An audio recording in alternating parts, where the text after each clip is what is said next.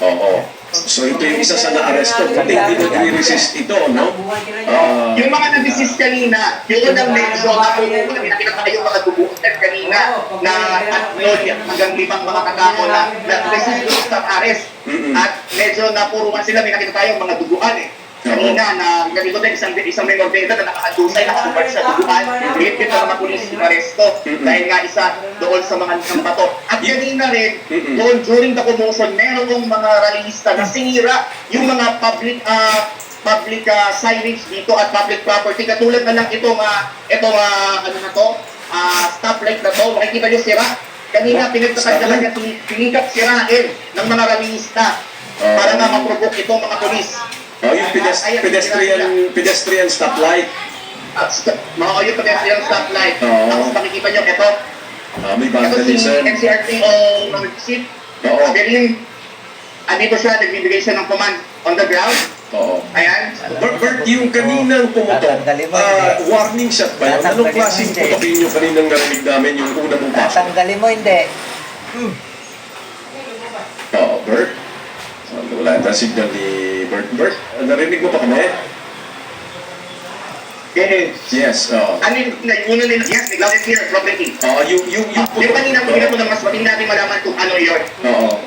Yung pumutok, hindi natin malaman kung ano yung binato ng mga SWAT. Pero yung una nilang binato, yung tear gas na kulay pink. Oo. Kasi nga may putok tayo narinig kanina. Ito, may isang video dito, may nambabato pa rin mga realista eh, no? Nandito si NCRTO, Regional Director Berlin, sama to si Police Major Hazel Asilo. Ayan, nauna si Director, si Regional Director sa paghuli doon sa isa nga, ito, ina-identify nila na kung kasama ba doon sa ng bato kasi nakaitim, tas nakamas. Ayan, inaalam nila kung kasama si ito. Ayan sila nga dito. Tinitingnan nila. Ayan, saan na yung mga polis? Nag-aano na sila, nag-advance. Ano na sila doon sa pwesto ng mga Facebooker doon sa pwesto. Ang isa din na gusto nating itanong, Bert, symbolical din ba yung pagsusuot nila ng full itim na mata lang yung nakikita? May inspirasyon ba sila sa ganyang kaayusan nila? Hindi kasi nung 6 bago itong naturang demonstration ngayong September 21, marami na kumalat sa social media na nag-aanyaya na yung mga kasama sa mga demonstrasyon dito sa lungsod ng Manila, particular doon sa Luneta, ay magsuot ng parang bandana na katulad doon sa mga karating nating bansa na nagsagawa din ng kilos protesta. At bukod dyan, meron din silang dala-dalang flag na kulay itim na mayroong cartoon character. Right. Kaya kung makikita nyo ito, nag-ano sila, yung makinisang manisa yan.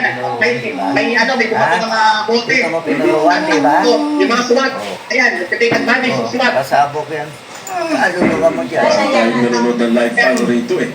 Oo, kasi... Tatanggalin mo na. Nasa pakasap talaga ang bonding kasama ating family favorite na CDO Crispy Burger. From the #1 multivitamin brand, the Centrum Kids Gummies. Multivitamin gummies, so yummy! Full of nutrients for growing kids. Centrum Kids Gummies! Mahalaga pa anak, ang Centrum Kids ay karagatan dapat natin paggamot sa harong USP. Ay, mga establishmento rito ng kanilang dental techniques. Nasa may ano na ba yan? May Moraita area na ba yan, Bert?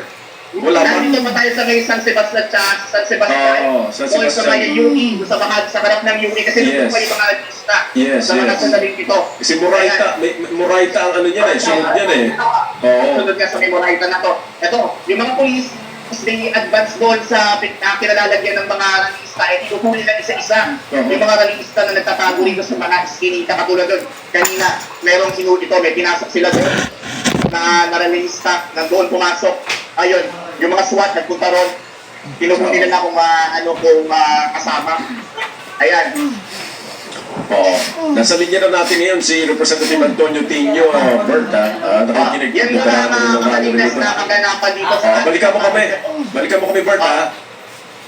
At yan, ang balita na kumpirmado, sigurado, ito ang Radio Patrol Bert Dizon, TZMF.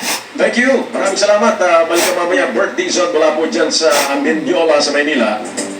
Recto Moraita, yan, umuuring mga lista. Ito, veterano ng protest at siya po ay representative ng ACT Act, Alliance of Concerned Teachers, Representative Antonio Tino. Kakusapin po natin. Representative Tino, magandang hapon po, sir. Ay, magandang hapon, Pro Pretty, at magandang hapon sa ating mga tagapakinig. Yeah, it's nice to talk to you again. So itong na-monitor mo, ito ba ay, ano ba ito? Inaasahan nyo magiging tensyonado itong rallying ito? Paano bang inyong na-foresee dito, Kong? So, actually, nasa Luneta ako kanina, tapos after that, nag-march kami papuntang Mindiola. Opo. Tapos, hindi na masyado nagtagal doon kasi bumaklas ako, may grupo kami na bumaklas para pumunta dito naman sa EDSA ngayon. Nakakala dito ako na malapit sa People Power Monument ngayon. Nasa ano ka? Nasa EDSA? Nasa EDSA ka pala ngayon, Kong? Oo. Oo. Pero galing ko nito wala. At pag-alis namin, saka namin napalitaan na, ayun nga, nagkaroon ng wala pa na doon, ano? Oo. So, actually, sa pagkakalam ko, kasama yan sa plano ng bayan, wala din yung plano. Pero, meron talaga ang ibang mga kababayan natin, alam ko. Mukhang iba rin talaga yung pagpapayan ng kanilang galing. Galing. Oo. I mean, ang tagal-tagal ko lang nagrarally, ikaw rin siguro, matagal mo lang over ang mga rally. Pero iba to eh. Mahirap tayo nakakita mo rin ng ganito pangyayari sa mga serious protesta. So, siguro, iba talaga ang level ng galit ng mamamayan. Sa tiyan nilagay. Kaya, Sa tiyan?